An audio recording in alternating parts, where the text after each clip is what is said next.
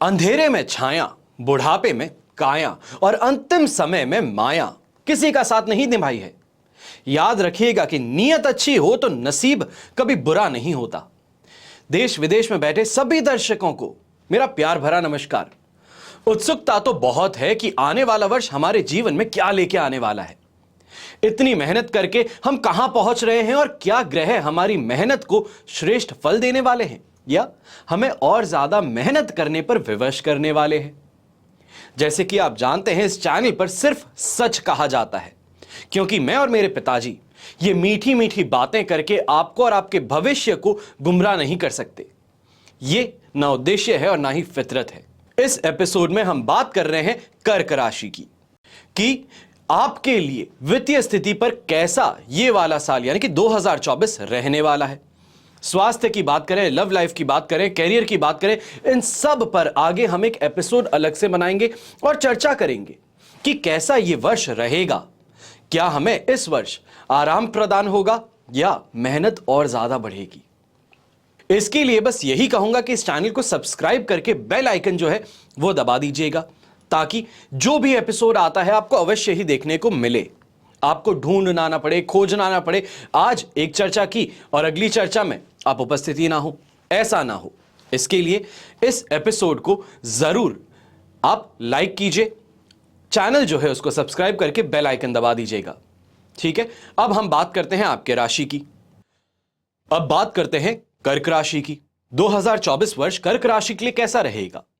तो आपको इस वर्ष में बैलेंस बनाने में काफी दिक्कतें आने वाली हैं, पर इसका मतलब यह नहीं है कि कमाई नहीं होगी, ऐसा बिल्कुल भी नहीं कहना चाह रहा हूं। जो मैं कह रहा हूं उसका समझना या इसका तात्पर्य या इसका मीनिंग निकालने की कोशिश यहां पे मत कीजिए। जो है बहुत क्लियरली आपको बता रहा हूं, कमाई होगी और सामने खर्च आप बढ़ा बैठेंगे। फिर वो चाहे महंगे सुख पाल लेंगे या अपना लिविंग स्टैंडर्ड मेंटेन करने के लिए अत्यधिक खर्च करेंगे। आपको मेरी यह सलाह रहेगी कि बजट बना करके ही आगे बढ़िए। बार बार अपने वित्तीय संतुलन पर ध्यान दीजिए, रिव्यू कीजिए। महीने में क्या खर्च हुए, बिल्स सबके रखिए। उन बिल्स को एक बार कैलकुलेट कर लीजिए कि मैंने ग्रॉसरी पे क्या शॉपिंग की है, मैंने लाइफस्टाइल पे क्या की है, मैंने शॉपिंग क्या की है, ताकि जो ओवरऑल सिनेरियो है, बिग पिक्चर है साल की, वो आपके सामने आ जाए। क्योंकि जहां एक और पैसा बार बार आपकी तरफ आएगा तो दूसरी तरफ कमाई और खर्च के बीच में आप परेशान महसूस करेंगे। किसी फाइनेंशियल एडवाइजर की आपको यहां पे आवश्यकता जरूर पड़ने वाली है। अगर कोई फ्रेंड है ऐसा जो फाइनेंशियल सेक्टर में है, तो एक बार उनके साथ में बैठ करके सलाह मशवरा कर लीजिए कि क्या करना चाहिए, कहां पे इन्वेस्टमेंट अपॉर्चुनिटीज हैं, कब इन्वेस्टमेंट करना फायदेमंद होता है, क्या कर सकता हूं कि टैक्स बचा सकूं। ये सभी चीजें एक अच्छा दोस्त, एक अच्छा फाइनेंशियल एडवाइजर आपको जरूर बताएगा, जो समय समय पर आपको फाइनेंशियल मोर्चों को लेकर के अलर्ट भी करेगा, मदद कर पाएगा। अब 2024 ये जो वर्ष है, इसमें जहां धन बराबर मात्रा में आएगा, तो वहीं खर्च जो है वो भी बढ़ते चले जा रहे हैं। इन खर्चों पर अंकुश लगाना है, कंट्रोल करना है, सोच समझ के खर्च करना है। खास तौर पे कोई स्पर ऑफ द मोमेंट में आकर के शॉपिंग मत कीजिएगा कि मान लीजिए बाहर घूमने गए, जहां पे रहने की व्यवस्था 5,000 में हो सकती है, वहां पे 50,000 खर्चना मूर्खता कहलाती है। इसका ध्यान रखें। कहीं पर्स जो आप खरीदते हैं वो 5,000 का भी आता है, 100 रुपए का भी आता है, और ज्यादा से ज्यादा मानू 5,000 का आ जाएगा। पर उसकी जगह 5 लाख का पर्स ले लेना, यह स्वयं की जो फाइनेंशियल सिचुएशन है उसको खराब करने वाला सिद्ध हो सकता है। इसके लिए यहां पे ध्यान देना होगा। तो यह हुआ 2024 का वित्तीय राशिफल या फाइनेंशियल राशिफल आपकी राशि के लिए। आशा करता हूं यह एपिसोड पसंद आया होगा, और पसंद आया तो सिर्फ देखना नहीं है, एंड तक पूरा देखें हैं तो लाइक करना है, चैनल को सब्सक्राइब करना है, इसका जरूर ध्यान दीजिएगा। मैं आशा करता हूं कि आपका यह वर्ष जो है, चाहे स्ट्रगल से भरा हो या बहुत ही पॉजिटिव हो, पर आप हमेशा खुश ही रहें।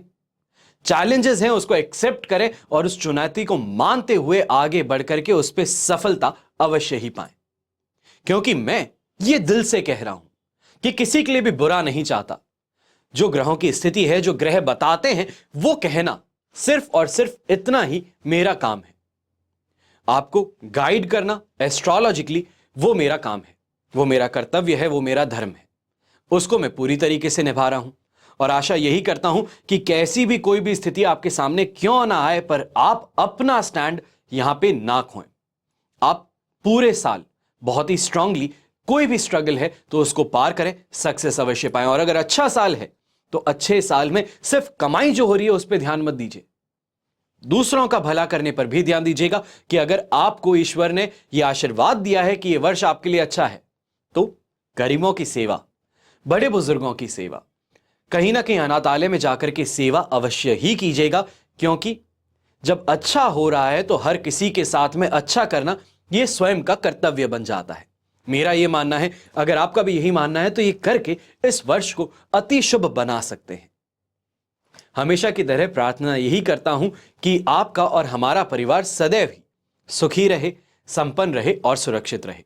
घर में बड़े बुजुर्गों का साथ और आशीर्वाद अगर हमारे साथ में हमेशा ही बना रहे तो प्रगति हमेशा हमारे पास में होगी। हम हमेशा जो भी कदम लेंगे वो प्रगति की ओर लेंगे, सक्सेस की ओर लेंगे और अपनी जिंदगी में बेहतर करते चले जाएंगे।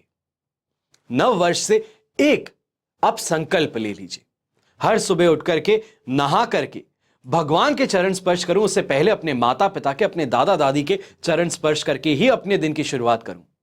इतना सा अगर कर लेते हैं तो मैं आपको गारंटी के साथ में कह सकता हूं कि यह वर्ष आपके लिए बहुत बहुत ज्यादा फेवरेबल बन सकता है। क्योंकि जो ईश्वर नहीं कर सकता उसने अपना एक अंश माता के रूप में आपको दिया है। और माता का आशीर्वाद, पिता का आशीर्वाद हो तो मान करके चलिए कि जीवन में कैसी भी कठिनाई क्यों ना हो, वो आपका बाल भी बांका नहीं कर पाएगी। हमेशा की तरह जय श्री राम एवं जय हिंद।